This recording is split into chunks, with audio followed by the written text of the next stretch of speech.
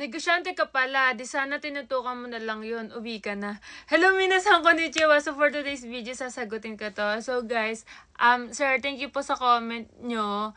Ayan, sa isa kong video sa concern nyo po. Opo, nagninegosyo po ako dati na nag-abroad po dito sa Japan. So eto po guys, tatapusin lang natin yung kontrata natin. Ayan. At yeah, magto 2 years na ako this month dito sa Japan. So guys, may nagtatanong din kung worth it pa ba yung pagja-Japan. So kung guys, minimum wage earner kayo or yung provincial rate kayo, kung magja-Japan kayo, sulit pa rin naman siya guys. Mas malayo pa rin talaga yung sahod kaysa sa Pilipinas.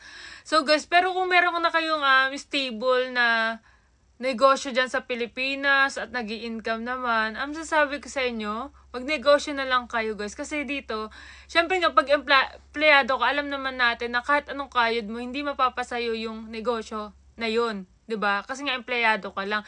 Pero guys, kung may tayo ka na negosyo guys, is pagpatuloy mo na lang yan kaysa mag-abroad ka. Pero kung wala ka talaga, standby ka lang at gusto mo mag-abroad, yan, why not? Mag-abroad ka. So yun lamang po. Salamat po sa concern. Thank you.